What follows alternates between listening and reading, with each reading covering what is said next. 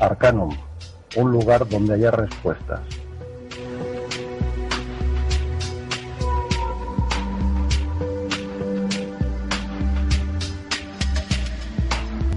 Un espacio más allá de lo inesperado. Una puerta abierta al conocimiento.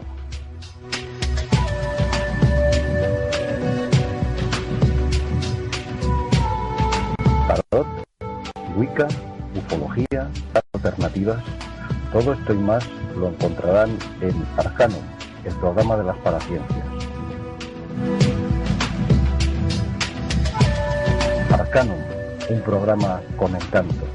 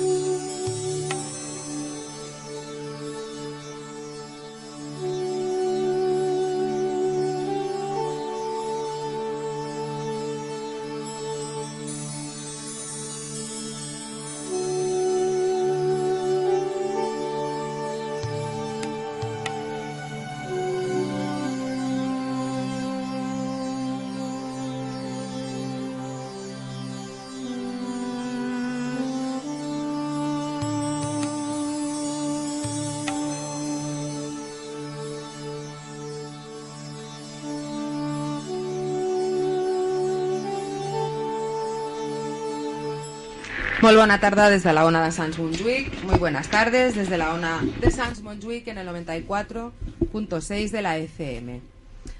Hoy estamos en el estudio con José Luis Jiménez. Buenas tardes, José Luis. Hola, buenas tardes. Quien nos hablará del Egipto esotérico. Y tenemos también con nosotros a Marta González Grima. Buenas tardes. Es que nos falla un micro y nos lo tenemos que ir pasando. Y a Ángel Moreno Fernández, que está con una llamada telefónica, pero entrará enseguida. Y nosotros hablaremos de la Santa Compañía. Empezaremos con José Luis, que nos cuente cosas de ese Egipto misterioso y esotérico. Ya nos está haciendo una pequeña intro ahora, micro cerrado, muy interesante. Y bueno, cuando quieras nos empiezas a contar cosas. Bueno, pues estábamos hablando precisamente con Marta de que el río Nilo, ¿sí?, a través del paso de su recorrido por Egipto, viene de alguna forma a reflejar lo que en los seres humanos, en las personas, es la columna vertebral. Y igual que la columna vertebral tiene una forma para soportar el cuerpo físico, el río Nilo también tiene esta, vamos a decir, esta forma en su recorrido que se asemeja mucho a la columna vertebral del cuerpo humano. Dentro de este recorrido, ¿sí?, hay unos puntos o lugares energéticos que se van a corresponder también con otros puntos o lugares energéticos que tenemos las personas en el cuerpo humano, como son los chakras. Vaya. Entonces, este recorrido que llamamos esotérico, por el río Nilo, nos va a llevar desde el primer punto, desde el primer chakra, el cual lo vamos a encontrar en el templo de Abu Simbel. Sí. En la parte masculina sería el templo de bueno, ahora tengo la cabeza bloqueada, no me acuerdo. Sé que el de femenino es el Nefertari y el de masculino es Ramsés II. Sí. Estaba ahora bloqueado. Bueno, pues en este templo de Abu Simbel encontramos el primer chakra. El primer chakra que sería el de con el cuerpo humano, el que está en la raíz, el Muladhara que se conoce. Que además pues tiene también un color y unas particularidades. Sería el color rojo de este chakra y sería el que estaría de alguna forma representando con la cualidad de la creación de vida, del dador de vida. Pues bien, partiendo ya de este lugar, de este primer chakra, en el recorrido del Nilo, el siguiente punto que vamos a encontrar y que se correspondería con este segundo chakra o lugar de poder sería el templo de Isis. Isis era la diosa, la creadora de vida del antiguo Egipto, la esposa del dios Osiris. También era su hermana. Tendríamos que contar toda la historia del Génesis egipcio, cómo surge. Y bien, esta diosa Isis sería la que va a representar la diosa madre, la creación, la que de alguna forma da vida a todo, ¿no? Sí. Y lo encontramos en este punto, que es un templo dedicado a ella, el templo de Isis, en la isla de Philae. Sí. La isla de Philae actualmente no se encuentra en el lugar original que estaba. No, y Abu Simbel tampoco. Tampoco, efectivamente, porque al construir la presa de Asuán, tuvieron que trasladarlo. Sí, porque el agua, pues claro, aquello aumentó el volumen, la altura ya cubría estos templos, tuvieron que trasladarlo, en concreto pues unos 150 metros más arriba, igual que el de Abu Simbel. Pero aún así la energía se sigue notando. Sí. Digo esto porque, claro, si originalmente estaban en un lugar y ahora no están en ese mismo punto, puede pensarse de que ya no actúa la energía igual. Me imagino que debe ser como en el cuerpo, que tenemos los chakras y no solo es ese punto concreto, sino que van irradiando energía todavía unos centímetros cerca del punto. Claro, en el cuerpo humano podemos hablar, si quieres, también un poco de pasada. No solamente tenemos los 7 chakras principales, existen 22 secundarios, existen mucho más. Y luego tenemos lo que sería todo el aura humana, que sería un los campo registros acásicos se activan 33. Claro, por eso por eso te decía que aunque no esté en el lugar original exacto, sigue habiendo energía, su función. Y bien, vamos a seguir este recorrido, que si tuviéramos ahora un mapa adelante, pues veríamos que efectivamente, partiendo de la presa de Asuán, de Abu Simbel, el río Nilo, pues asemeja una columna vertebral. Va a desembocar en el delta, en Alejandría, y esa sería la parte de la cabeza, por decirlo así. Entonces nos encontramos ahora en el segundo chakra, que se correspondería, en este caso, con el que está en el cuerpo humano, en la parte del ombligo, más o menos, y que este estaría relacionado con las emociones. Ese sería también el color, emociones, no, perdona, con la sexualidad. La emoción es el siguiente, con la sexualidad, este sería un color anaranjado. Sí. Y por eso hablábamos precisamente de Isis, de la diosa madre, de la diosa creadora, porque es a través de la sexualidad también que se engendra.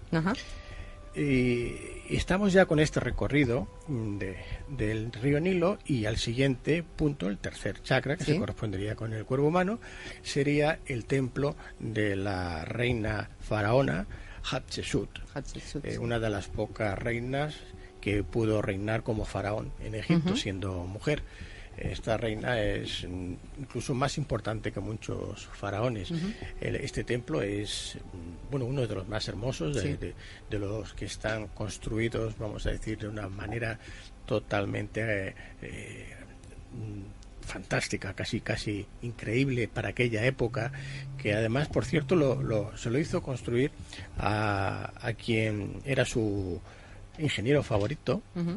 Se llamaba Semnebmut, y además de ser el arquitecto, el ingeniero favorito de ella, también era su amante.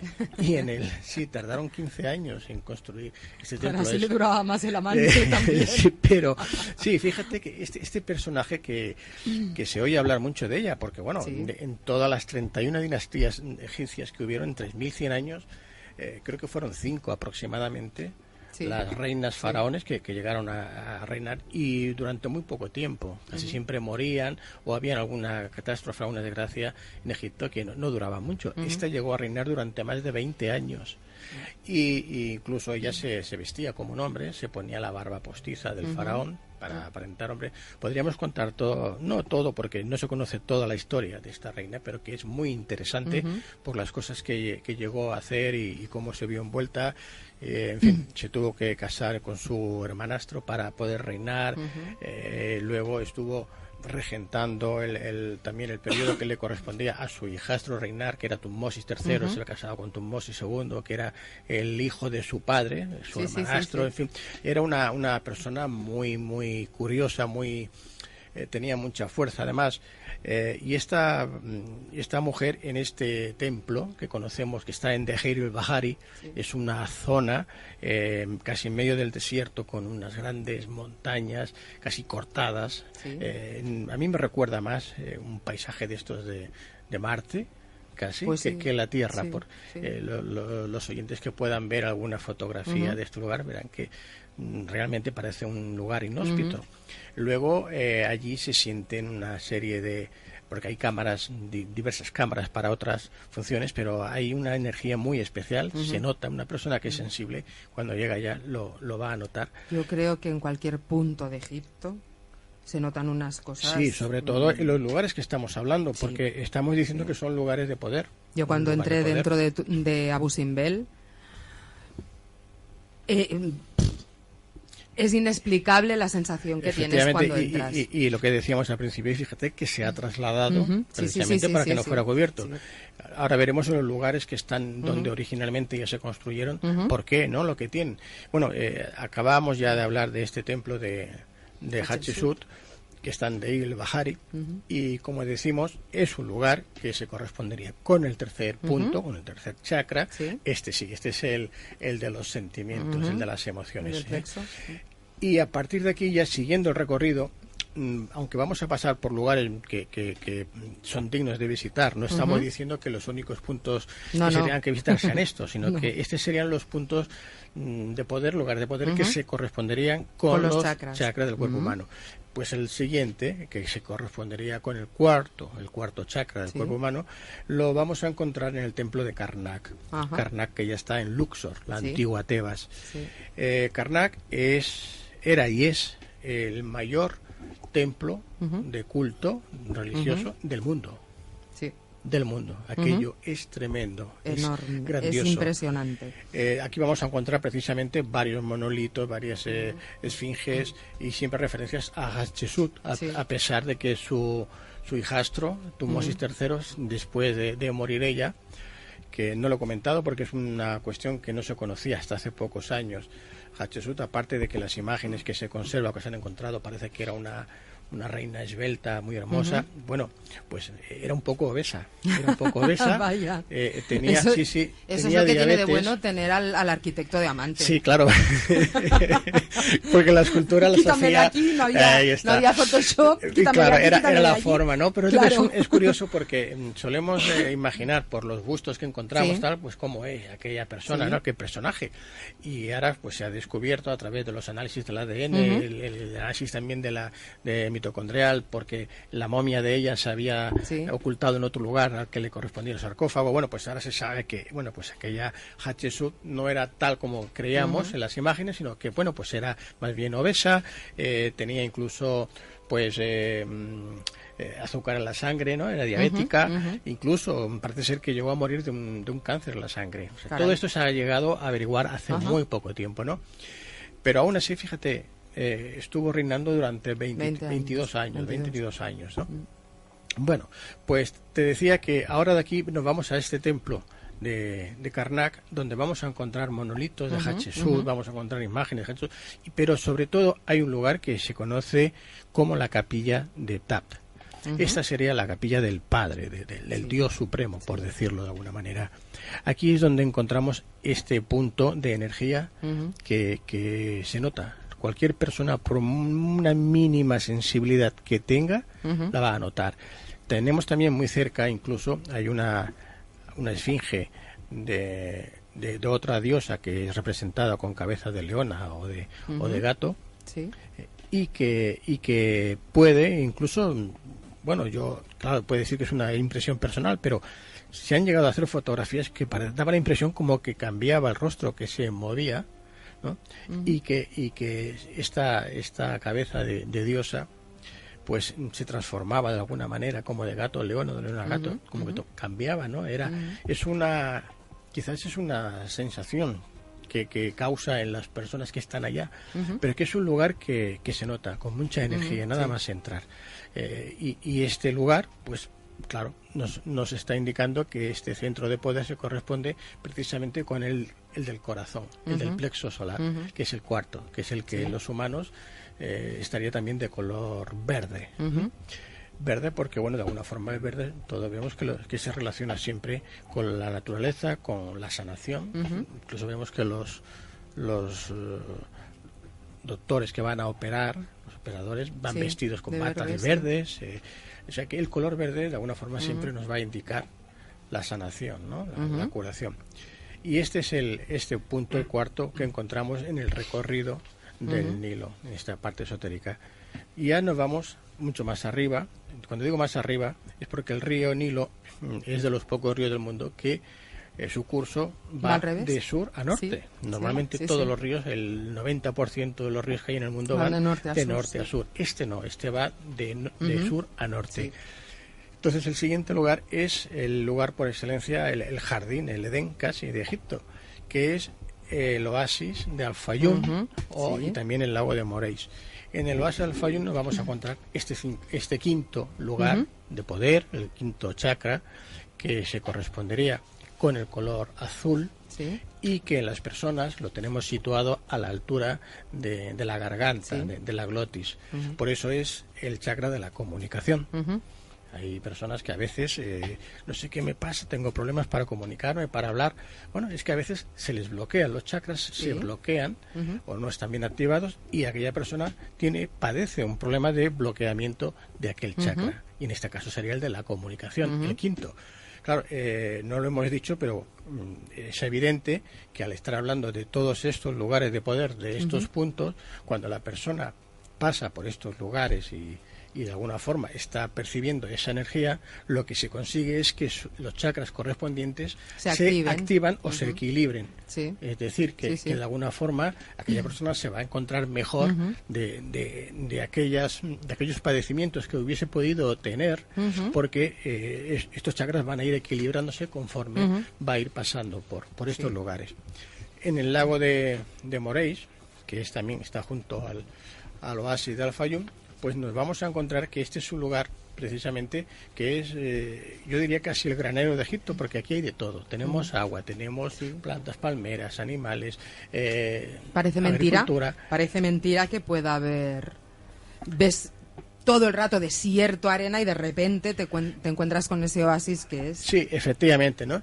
Y entonces este ya sería el primero de los 3 chakras principales que existen también en el cuerpo humano. De estos 3, como digo, que estaría ya a partir de este lugar. Ya hemos dicho antes que, bueno, ya no hemos ido muy arriba. ¿Por qué? Porque nos hemos acercado al Cairo. Nos vamos acercando ya al delta del Nilo, a la desembocadura. Y claro, el 6º chakra, ya también importantísimo, pues como no podía ser de otra manera, lo vamos a encontrar dentro de la meseta de Giza. Y se correspondería con la esfinge, que se conoce como de Kefren, o la gran esfinge. Yo prefiero llamarla más como porque Kefren, ahora hablaremos de estos faraones a los que se les imputa de alguna forma la construcción de las pirámides, pues bueno, no tuvieron nada que ver. Y lo explicaremos. Hemos de ir a la publi y a las noticias, José Luis, después seguimos. Muy bien. L'autèntica ràdio del barri, el 94.6 de l'FM. Ona de Sants Montjuïc, sens dubte.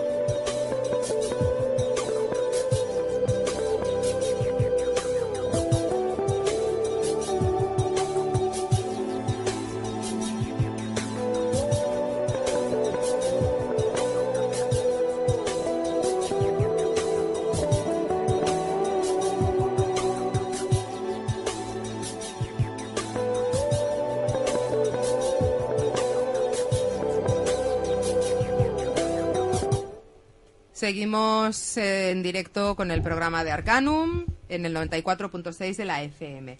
El teléfono para que nos llamáis, que antes no lo he dicho, es el 93 431 8408. Podéis llamarnos para hacer cualquier pregunta referente al tema que estamos tocando ahora y el que tocaremos después igual. La web de la Ona de Sants es www.onadesans.cat, el Twitter @onadesans y el correo de la emisora es ona@onadesans.com. La web de Arcanum es arcanum.morganabarcelona.com. La de Arcanum Investigación es arcanuminvestigación.morganabarcelona.com. El correo de Arcanum es arcanum-asociación@hotmail.com. Y para hablar con nosotros fuera de la emisora nos podéis llamar al 93 171 2888. Y os recordamos que ya estamos instalados en la calle Alcolea 149, aquí en el barrio de Sants y muy cerquita aquí de aquí de la emisora.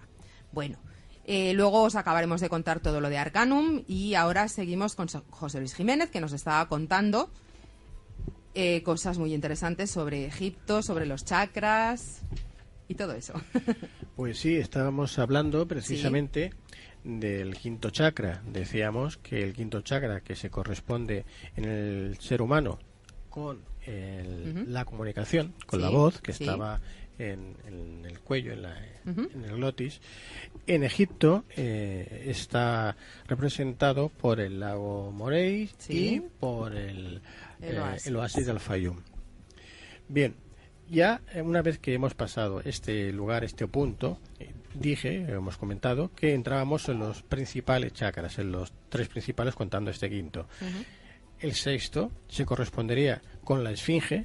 Decía que la esfinge, a pesar de que la egiptología ortodoxa dice que de alguna forma que representa la imagen del faraón Kefren, bueno, yo personalmente pienso que no es así.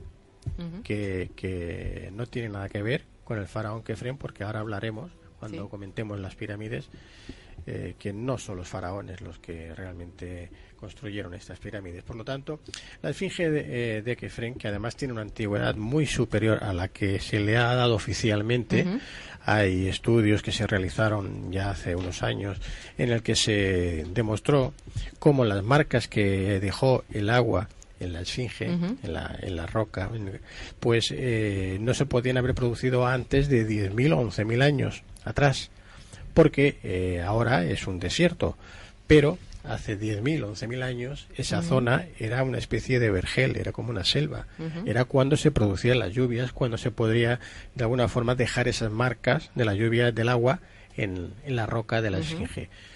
Por lo tanto, la antigüedad de esta esfinge no son los 3.500 años que nos dice la egiptología ortodoxa, sino que, como vemos, es mucho mayor.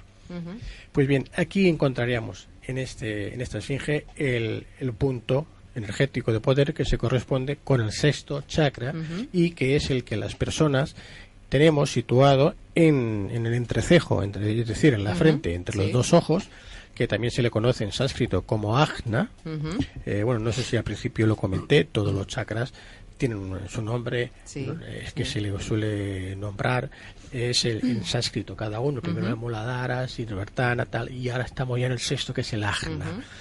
Normalmente por el nombre en sánscrito, si no es una persona vertida en estos temas, no lo conoce, por eso decimos el primero, el segundo, tal. Luego lo repasaremos al final para que veamos todos los chakras, donde se encontraban y lo que significan. Pues bien, estamos ya en este sexto chakra, el ajna, que es el que potencia la intuición y las capacidades de tipo extrasensorial, de clarividencia. Por ejemplo, como tú, que tienes el sexto chakra muy abierto, muy despejado. Pues claro, una vez me lo intentaron cerrar y casi me vengo de la que intento cerrármelo,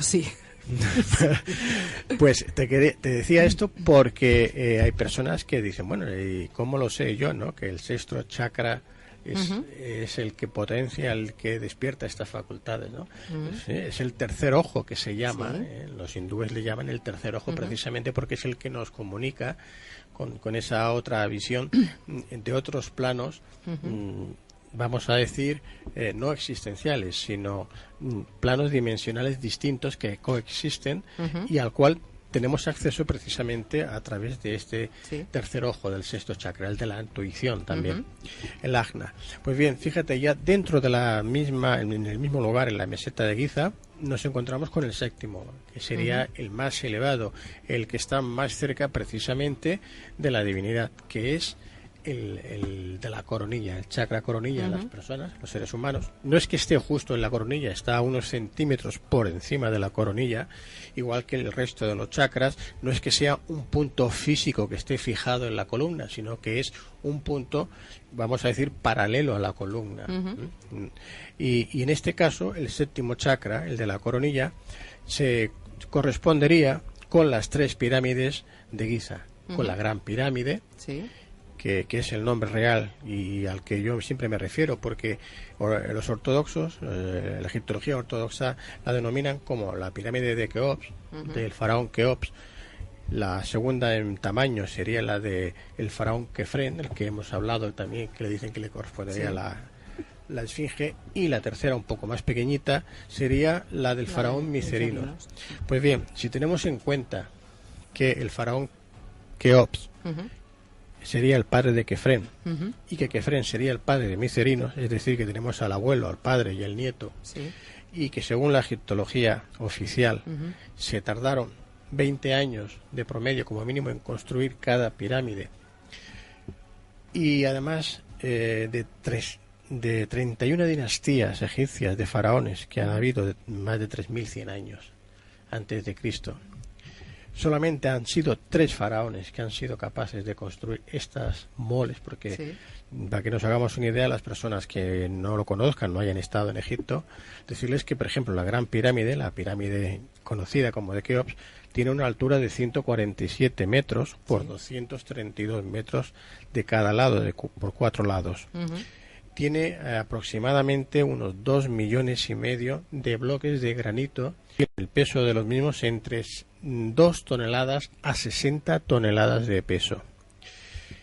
¿Y por qué digo esto? Pues porque en 20 años, que dice la egiptología oficial, que se tardaron en construir estas pirámides, en una época, porque hablamos de la cuarta dinastía. La cuarta dinastía son 2.400, 2.500 años antes de Cristo.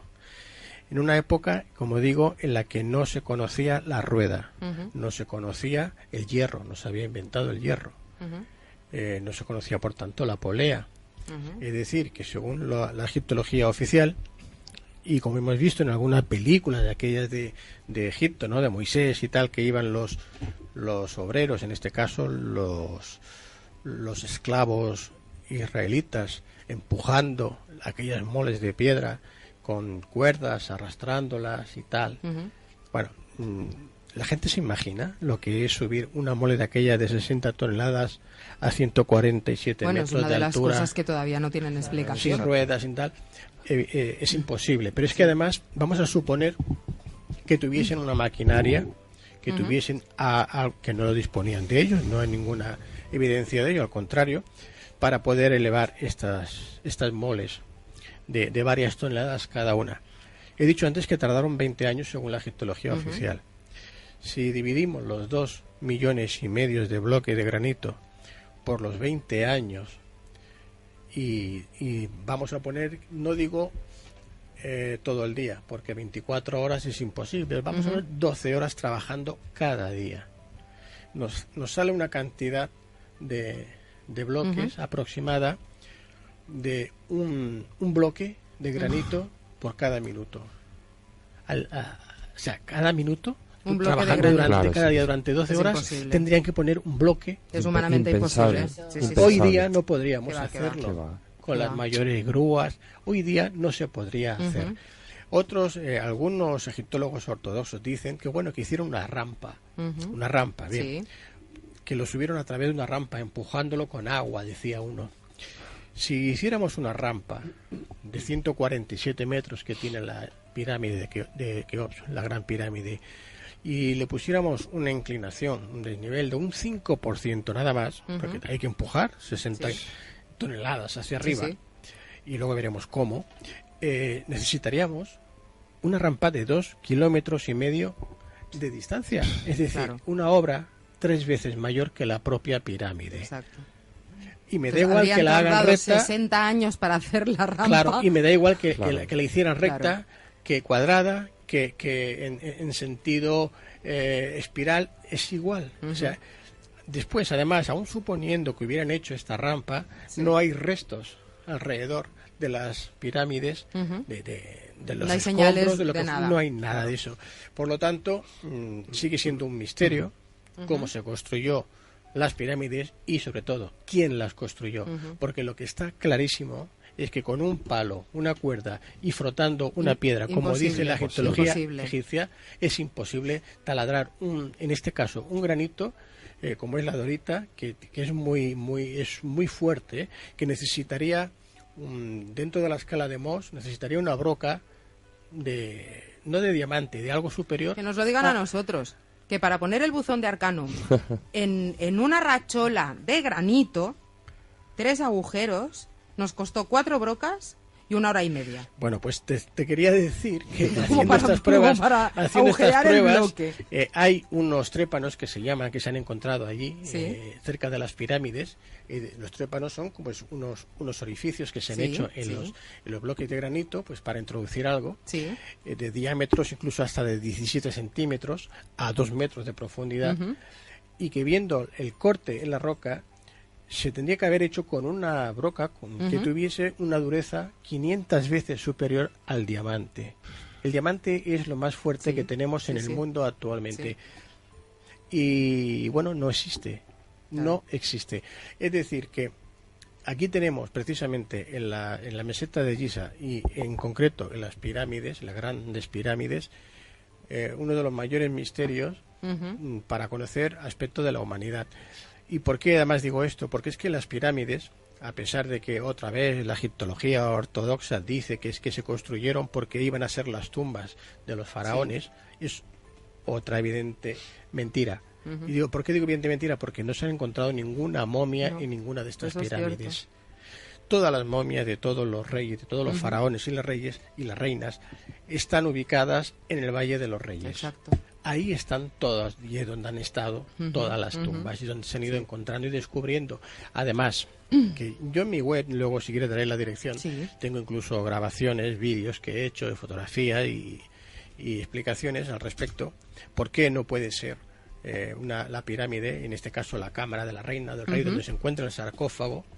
Que para que los oyentes hagan una idea, el sarcófago está hecho de una sola pieza Sí. de granito que mide como 2,5 metros aproximadamente de largo por 1,35 de ancho por 1,50 casi, que es más grande que la entrada a la cámara. La entrada a la pirámide pues tiene unos pasadizos que tiene subidas, bajadas, unas dimensiones a veces más grandes, a veces menores, pero cuando ya llega y se acerca para introducirse en esta cámara de la reina, que se llama así, donde se encuentra el sarcófago, Sí.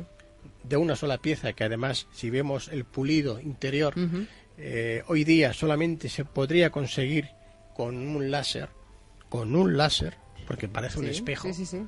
O sea que ya otra vez estamos con los Sí, misterios, sí. cómo se hizo. El tamaño de este sarcófago es mayor que el pasadizo de entrada. Sí. Con lo cual, la única Es explicación sería que lo hubiesen puesto allí antes de construir la pirámide. Pero Claro. es que no está ni en el... No está en el fondo, en la base de la pirámide, ni No, está en un no, lado, no, no. no, Está no. justo prácticamente en el centro de la pirámide. Sí, sí. Luego hay unos conductos, hay varios, un conducto para que está al lado izquierdo de la cámara, otro al lado derecho, que se descubrieron hace unos pocos años con aquel aparato de aquel alemán que recorrió y encontró aquellas tapas que hacían como válvulas, no sé qué es lo que estaba controlando aquello, pero efectivamente daba la impresión más que era un conducto de escape de válvulas o algo. Y bueno, yo he llegado a leer que según estos egiptólogos ortodoxos llegaban a decir que es que esos conductos era porque el alma del faraón, que Sí. ya hemos dicho, nunca se ha encontrado ninguna momia allá, cuando se iba hacia el universo, pues claro, utilizaba esos canales, y como hay dos, uno a la izquierda y otro a la derecha, yo me preguntaba si el de la izquierda era para cuando en los lunes se iba el alma del faraón y el de la derecha era para los viernes, pero no me han sabido responder, ¿no? En definitiva, y bromas aparte, las pirámides no han sido tumbas, nunca, nunca. Pero no solo eso, es que además si vemos cualquier tumba de los faraones, cualquiera de las que están en el Valle de los Reyes, vemos que están excavadas en el suelo, que tienen varios cientos de metros de profundidad, y en todas las paredes de la tumba, en los pasadizos, en los pasillos, en los techos, incluso en los techos, que no hay luz, no hay luz del día que llegue hasta allá, y no hay ninguna mancha de una antorcha que haya manchado de humo, no hay nada, que es otro misterio que hablaremos otro día. Pues cuando llegas a la sala donde se encuentra el sarcófago, aquello está totalmente pintado de colores vivos, vivísimos, de hace 3.500 años, que parece que se hayan pintado ayer, representando la vida del faraón, el pesado de las almas, etcétera, etcétera. Bueno, pues en las pirámides no hay ni un solo grabado, ni un solo dibujo. O sea, una obra magna de esas dimensiones para que sirva de tumba de un faraón, que luego no hay ni un solo grabado, ni un solo dibujo. Exacto, con lo pomposos que eran los egipcios, sí, claro, es prácticamente increíble. Sí, a mí también me han dicho algunos de estos egiptólogos ortodoxos que es que como habían profanado las tumbas, se lo las llevaron habían todo. Claro, borrar imagen. Sí, bueno, yo digo, sí, sería Don Limpio que pasó por allá con el algodón, le hizo la prueba de algodón. Bueno, es tan absurdo. Yo lo que no entiendo es cómo a estos señores no se les cae la cara de vergüenza. Por no decir sencillamente que no tienen ni idea. Pero yo no imagino también que como que... son cosas que están establecidas desde hace años, igual no hay ninguno que se atreva a tirarlas por el suelo. Bueno, pero es que está ahí, es una evidencia física real que la puede ver cualquiera. Yo no me estoy inventando nada. Yo te quería preguntar, porque ahora cuando comentabas lo de las piedras, de los bloques de granito, nosotros cuando fuimos vimos el coloso de Ramsés, no sé si era Ramsés II o Ramsés III, que está tumbado y hasta la rodilla mide 25 metros. Sí. Y le falta de la rodilla hasta los pies. Sí. No sé si es de Ramsés II en Memphis. En Edfú o en Memphis. Bueno, no, es en igual. Edfú están los colosos de Menón. Bueno, sí, pero yo me refiero dentro del templo. Hay uno que está tumbado allá. Sí, no era... No es este el que me refieres. Bueno, sí, es igual. Hay varios colosos. Pero es hay varios colosos. Sí, hay varios. Yo cuando vimos la cara de ese coloso, ¿cómo la pudieron hacer? En granito. Porque es perfecta. Es perfecta. La forma de los labios, incluso el reborde de los ojos... Bueno, se le ve la falda que llevaban los faraones con todo el plisado. Fíjate que además nos dicen que, porque esto ya lo cuenta Heródoto, el historiador de los griegos, ¿no? Que dice que tardaron 20 años de promedio en construir las pirámides. Claro, si son tres, el abuelo, el padre y el hijo y el Espíritu Santo. ¿Y qué quiere decir? Que en una sola dinastía, 3 seguidos, 20 años cada uno, que a duras penas es el tiempo que reinaron, es lo que tardaron cada uno en construir una pirámide. Y sabiendo cómo son, porque las otras pirámides hay muy poca diferencia, una son 147, la otra son 137, el otro son 130, hay muy poca diferencia, ¿no? Pues bien, siendo como son, en este caso los faraones, como eran todos, ¿no? Iban a permitir, estamos hablando de la cuarta dinastía, hasta la 31 faltaban 27 no tener ellos otra pirámide. Otra pirámide.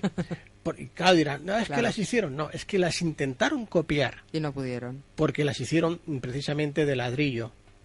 Y todas se derrumbaron, se destruyeron. Y por eso vemos algunas pirámides pequeñitas alrededor de ellas destruidas, siendo mucho más recientes que estas otras, porque no sabían construir, no podían construir una pirámide como las que se habían construido hacía 2.500 años de entonces, ahora 3.500 años, según la egiptología, que yo vuelvo a repetir, que no son esa edad, es mucho más. Yo creo que es mucho más porque además ahora entraríamos en la posición de las tres pirámides. Hemos de ir a la Publi, José Luis, después seguimos. Bueno, seguimos, que está muy interesante. Si no hablamos hoy de la Santa Compañía, hablamos la semana que viene.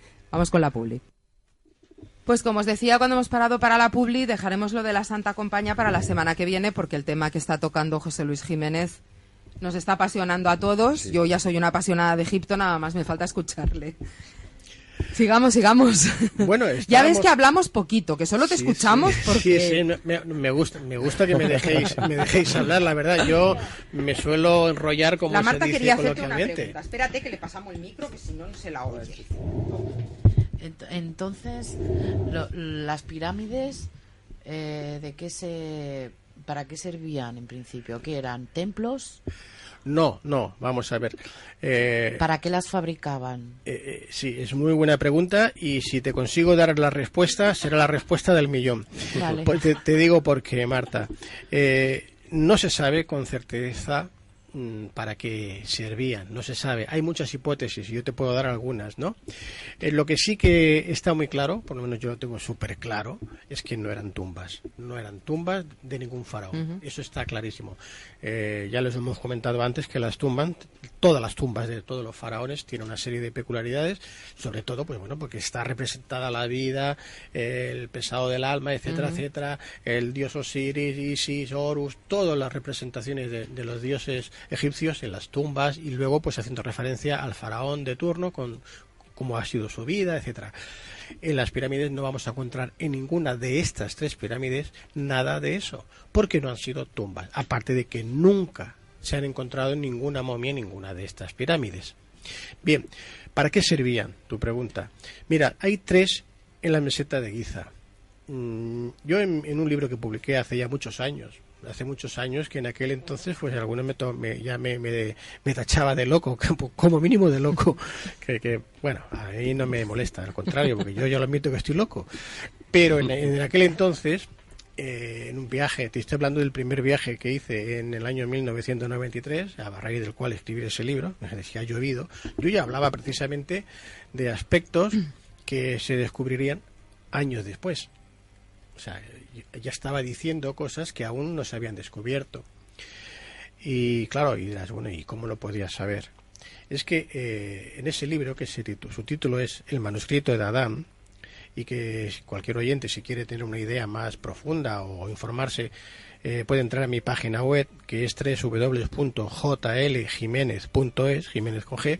Allí pues pinchan donde están mis libros publicados dentro de esta portada del manuscrito de Adán y verán información, incluso el mapa que hemos hablado antes de este recorrido del Nilo por Egipto, donde se representan con puntos los diferentes lugares de poder, los templos y los chakras, el nombre en sánscrito, lo que representa, etcétera. Pues bien, encontrarán también, no en este libro, pero en la misma página web, documentales, fotografías y vídeos que hablo precisamente de todo esto, de lo que eran las pirámides y para qué servían. Bien, he dicho que eran 3. La primera, la gran pirámide, la que se dice de Keops, esta encierra dentro de su construcción una serie de datos matemáticos que explica exactamente, pues por ejemplo, si tomamos la altura de la pirámide partida por la base, etcétera, hay unas operaciones que yo en el libro las detallo, porque ahora de memoria no te las podría repetir. Hace muchos años que lo recibí y tal como lo recibí lo escribí, y nos indica una serie de medidas exactas, como por ejemplo la circunferencia de la Tierra, la distancia de la Tierra a la Luna, la distancia de la Tierra al Sol, los días del año, segundo, toda una serie de información matemática y científica, incluso como conocer la cuadratura de la esfera. Entonces, datos decir que guardaban allí todos sus conocimientos. Sí, es una representación realizada con una técnica que aún no hemos llegado a comprender. Nuestra ciencia está muy avanzada, las técnicas que utilizamos están muy avanzadas, pero no tanto como la que utilizaron los constructores de las pirámides. No hemos llegado aún a entenderlo todo, pero sí que hemos conseguido descifrar gran parte de esta información que nos está dando estas piedras que están en las pirámides, esta cámara de la reina que parece que no tenga sentido, este sarcófago con unas dimensiones mayores que la entrada, que dices, bueno, ¿para qué sirve si además no hay tapa y ni hay momia? También se han llevado la tapa ¿para qué? Que tampoco está, no hay tapa, ¿no? Y bueno, si vemos el mapa de esta gran pirámide, pues la impresión que tenemos se asemeja más a una olla express o a una especie, vamos a decir, de motor, de reactor nuclear, incluso si tú quieres, Algo que sirve para... En algún sitio he leído o he oído, ahora no recuerdo, que comentaban que lo utilizaban como catalizadores energéticos. Pues perfectamente puede ser algo así. ¿Por qué? Pues por una vez que empiezas a observar y a comparar los datos. Antes hablábamos, me parece, incluso de la posición de las 3 pirámides con respecto al universo, en ese momento. Bien, hay un investigador, creo que era Robert Hancock, si no recuerdo el nombre, que hace años ya, que publicó un libro y demostró cómo las posiciones que ahora tienen las 3 pirámides de Giza se conectan perfectamente con una posición de la constelación de Sirius en la época de Leo. Estamos hablando de la era de Leo, y la era de Leo sucedió hace aproximadamente más de 10.000 años, es decir, 10.000 años de antes de Cristo y todo, pues casi 12.500 años, ¿no?, atrás, lo cual ya nos coincidiría con lo que decíamos antes de la verdadera antigüedad de la Esfinge, que no son los 3.500 años que nos están diciendo que es de la cuarta dinastía sí, antes de los yo te faraones. comentaba, lo digo porque ahora está aquí Carlos, que estaba y no nos ha oído, que cuando nosotros estuvimos en Egipto, nuestro guía ya nos dijo que las pirámides tenían como poco 5.000 años antes de Jesucristo. Como poco. Claro, entonces... no los 3.000 o 3.000 y pico que se comentan en todas partes. Hace 12.000 años, en aquella zona donde ahora se encuentra la gran meseta de Giza, no era desierto, era un vergel, era una especie de selva. Allí había árboles, había agua, habían ríos. Entonces era muy distinto a lo que ahora vemos. Hace pocos días he leído en internet una noticia de que decían que habían descubierto cómo habían transportado las moles de piedra, ¿no? Decían que era sobre un patín de madera y mojando el agua al desierto. Bueno, yo les digo que lo prueben, que vayan a la playa aquí mismo, a la Barceloneta, y con una de estas piedras que pesan mucho menos, que lo intenten, ¿no? Es absurdo, es imposible. Luego, además, muy bien, tú puedes empujar una monolita, una mole de estas piedras. La puedes empujar o la puedes arrastrar con 10, 100, 1000 personas. Muy bien. Y cuando hayas subido ya los 50 o 100 metros de la pirámide, las 100.000 personas que necesitas para estirar, ¿dónde se suben? ¿Un andamio? Los que empujan, ¿dónde se agarran para empujar? Estamos hablando de piedras, que hemos dicho la más pequeña de 2 toneladas. Claro, las primeras sí que a lo mejor las pudieron colocar cómodamente. Muy bien, pero levanta la segunda fila. Claro, y por eso porque son toneladas. Claro, y entonces ahí ¿qué ponen? Una curriola. Sí, no, pero es que no existía. Es que en aquella época no existía. Ya lo sé, ¿dónde la colgaban? No, estamos hablando que en la cuarta dinastía no se conocía en Egipto. En Egipto no se conocía la rueda, por lo tanto no se conocía la polea, tampoco se conocía el hierro. El hierro aún no se había descubierto. Las herramientas que tenían eran de madera o, como mucho, de bronce. El bronce es un metal que no tiene una dureza excesiva, es mucho más blando que el hierro y no sirve para moldear ninguna piedra y menos cortarla. Y bueno, y viendo, como hemos dicho antes, el sarcófago que está en el interior de la cámara de Keops, de la Gran Pirámide, que está pulido, bueno, pues con una perfección tal que hoy día necesitaríamos un rayo láser. ¿Qué herramienta utilizaron? Porque con el esmeril que decían los egipcios ortodoxos, con un palo, una cuerda, y es imposible. Es imposible. Bueno, es que aún estarían ahí, ¿no? Y claro, hicieron 3. Hemos dicho 3, el abuelo, el padre y el hijo, luego ninguno más. Luego en 3.000 años se más... cansaron ya. Sí, dijeron, ya no. Bueno, pues no, efectivamente, o sea, las pirámides no fueron construidas por los egipcios. Lo siento. Yo pienso lo mismo, desde siempre. No fueron construidas por los egipcios. Y por lo tanto, no eran tumbas. Lo que eran exactamente no lo sabemos. Antes decía Montse que posiblemente era una especie de acumulador o de energía, seguramente era algo así, pero es que fíjate que aparte nos está facilitando una información que hasta hace muy poco tiempo la ciencia desconocía, no la conocía. Otra información que ahí está, pero que aún no la hemos sabido descubrir, no la hemos sabido leer y descifrar. Y es más, yo personalmente, tal como escribí en este libro, pienso que cada pirámide estaba destinada a un a un concepto distinto, eran 3 conceptos y cada pirámide por eso tenían 3 diferentes medidas y incluso en la forma, aunque no se aprecia mucho, en la Gran Pirámide, por ejemplo, que son 4 caras, 4 triángulos equiláteros, pues no es que sean totalmente planos, tienen vamos a decir, una hendidura en el centro en cada uno, o sea que en realidad serían 8 caras la pirámide, apenas perceptible, pero hay una época del año, en el equinoccio, creo que es cuando el sol refleja y sale esta línea perfectamente en el centro. La pena es que ahora no tenemos las placas que recubrían las pirámides originalmente, que eran un mármol blanco, brillante, totalmente pulido. Lo que ahora vemos es ya la piedra de dentro, sin estar recubierto. Queda una parte recubierta muy pequeñita en la de Kefren, en la parte de arriba, que le falta también un poco de piramidión, pero está aún bastante pulido y se puede observar la grandiosidad de aquella obra. Es que es imposible. Estaban diciendo, además, al mirar la pirámide con este reflejo de la luz del sol, nos estaba indicando también otro dato astronómico. Nos facilita continuamente datos astronómicos que hasta hace muy poco tiempo la NASA desconocía. No lo sabíamos. Y hace miles de años que nos están diciendo la circunferencia de la Tierra, el peso de la Tierra, la distancia de la Luna, la distancia del Sol, toda una serie de datos astronómicos que no se conocían, que la cultura egipcia no la conocía. Y nosotros hace muy poco tiempo que hemos empezado a conocer. Por lo tanto... ¿No tienes la sensación de que las pirámides están fuera de lugar, las tres pirámides? ¿Fuera de lugar en qué sentido? Con relación al resto de todo lo que hay en Egipto, el resto del país. No tiene nada que ver con las tumbas de los faraones, no tiene nada que ver con las esfinges, no tiene nada que ver... Ah, sí, por supuesto. Y que claro. A raíz de esas 3 pirámides después se han hecho imitaciones, porque no solamente hay esas 3 pirámides, sino que hay... hay como 100 pirámides más. Lo que pasa es que no tienen nada que ver con estas, porque es una imitación...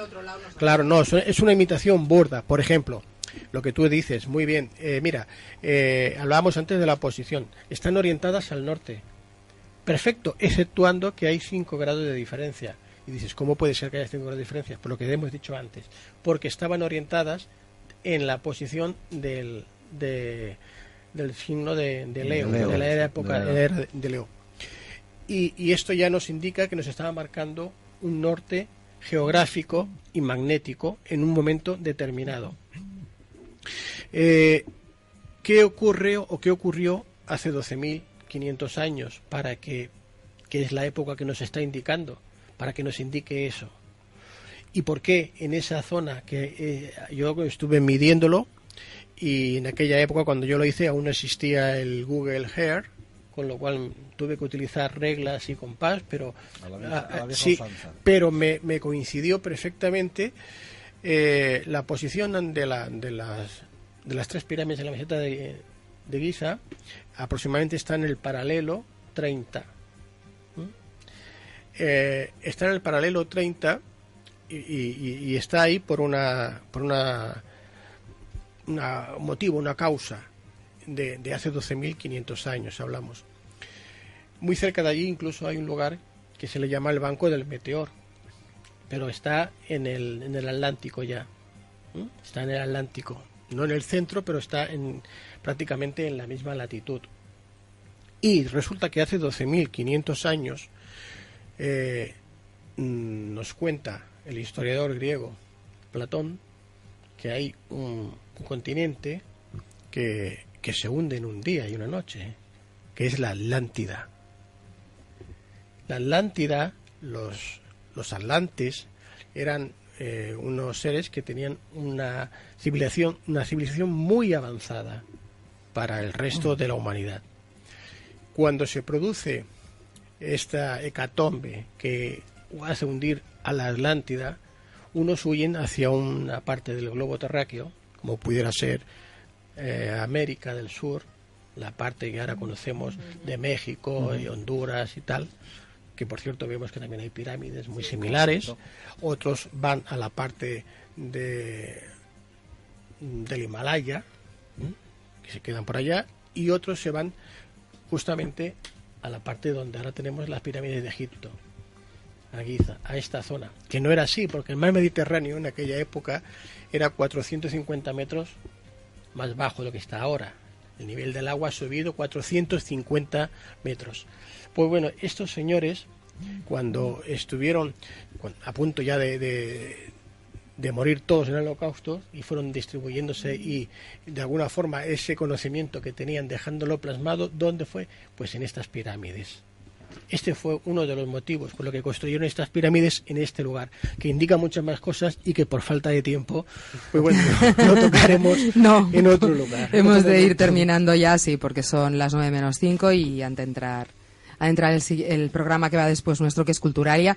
De todas maneras, yo te emplazo para que vengas otro día y nos sigas contando cosas de Egipto, porque... Será un placer. En fin, además estoy callada, que eso también es a tener en cuenta, ¿vale? Sí, de verdad que sí. Lo echo de menos porque... Los jueves tengo el programa de 12 a 2 y allí hablo sola, con lo cual, si de vez en cuando un miércoles descanso, también me va bien. Pues te lo agradezco porque ya ves que a mí sí me dejas hablar. Ha sido genial. Gracias a ti, José Luis, por haber venido y lo dicho, te emplazo para otro programa. Un placer. Gracias. Gracias a vosotros. Gracias a vosotros también por haber estado aquí, aunque hoy no... Ha sido genial. No habéis intervenido prácticamente, pero bueno, la semana que viene os hablamos de la Santa Compaña, queda en el tintero, y gracias también a Juan Carlos, a Ruth y a Carlos, que han estado en el control, y nos escuchamos la semana que viene. Buenas noches. Arcano.